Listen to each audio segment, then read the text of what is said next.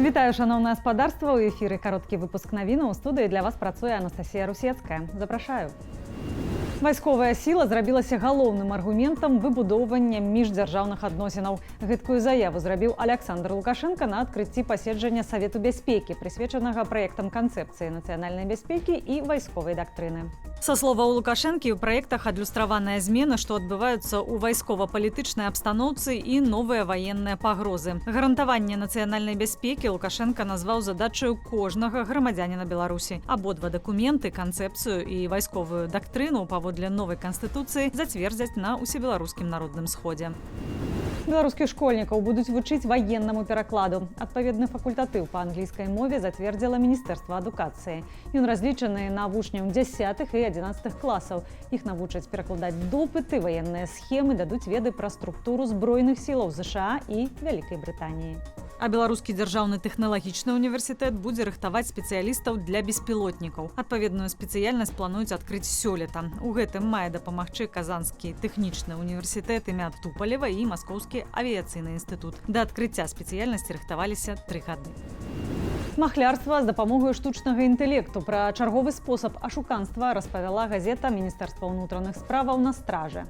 Махляры крадуць у чалавека аккаунту ў тэлеграме і, выкарыстоўваючы нейрасеткі, падрабляюць галасавыя паведамленні. На аснове старых галасавых генеруюць новыя з просьбай перавесці грошы. Гэтыя паведамленні рассылаюць кантактам і блізкім, якія могуць не заўважыць падмены, бо гучыць вельмі рэалістычна. Каб не было падазрэнняў, ашуканцы падрабляюць фота банкаўскай карткі і пазначаюць на ёй імя ахвяры. Падрабіць голас зламыснікі могуць нават з дапамогаю пасланняў, адпраўленых у агульныя чаты.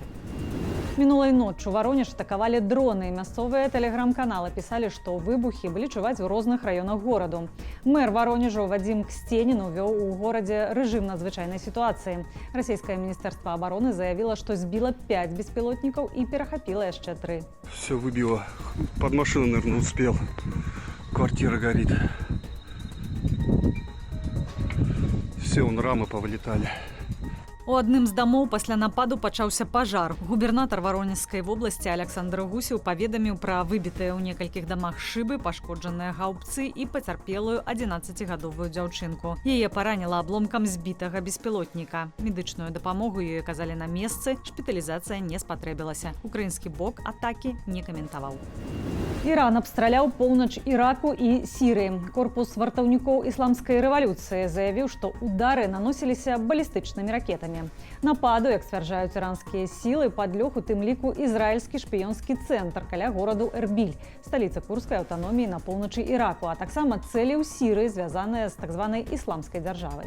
Як паведамляе Reuters, са спасылкаю на крыніцы ў спецслужбах, выбухі былі чутныя прыкладна за 40 кіламетраў ад Эрбілю. У гэтым раёне сярод іншага месяцца консульства ЗША і жылыя раёны. Дзярждэпартамент Злучаных Штатаў заявіў, што амерыканскія аб'екты пры ўдары не пацярпелі, аднак асудзіў дзеянні Ірану як безадказныя. Улады іракскага Курдыстану паведамілі, што ў выніку іранскіх удараў загінулі прынамсі 4 мірныя жыхары. 6 атрымалі раненні.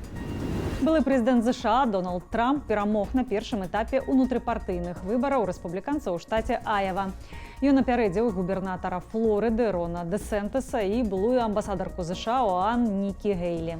Пасля падліку 95% галасоў Трамп набраў 51%. Гэтая перамога дае Трампу магутны старт у барацьбе за вылучэнне на прэзідэнта ад рэспубліканскай партыі ў 2024 годзе. Наступны этап – першыя праймерыз, першасныя выбары рэспубліканцаў у Нью-Гэмпшыры 23 студзеня. Рэспубліканская партыя мае вызначыцца з кандыдатам, які пойдзе ад яе на выбары прэзідэнта ЗША да канца вясны.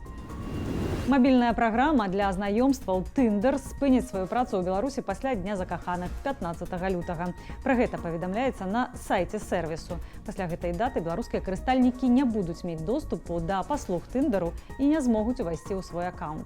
Таксама не будзе магчымасці рабіць пакупкі ў мабільнай праграме, уключаючы падпіскі ды іншыя лічбавыя тавары. Сродкі за нявыкарыстаныя пакупкі і падпіскі можна будзе вярнуць праз запыт. З Расіяй Tinder сышоў мінулым летам. Match Group патлумачыла сваё рашэнне абаронай правоў чалавека праз напад Расіі на Украіну. Ліёнель Мессі прызнаны найлепшым футбалістам 2023 года паводле версіі міжнароднай федэрацыі футболу. Ён атрымаў узнагароду FIFA для найлепшых другі год запар і трэці раз з моманту яе заснавання у 2016. У Лондан, дзе праходзіла цырымонія ўзнагароджання, Мессі не прыехаў. Трафеі ўручылі вядоўцу Т'еры Анры. Зорны форвард пажартаваў, што ўпершыню ў кар'еры трымае такі прыз. Калі вы глядзіце гэты выпуск у Ютубе, заклікаю ставіць упадабанні і каментаваць. Для вас працавала Анастасія Русецкая. У мяне на гэтым усё. Вынікі дня, а таксама аналітыку падзеяў глядзіце ў вечаровых выданнях аб'ектыву і студыі на тэлеканале Белсат.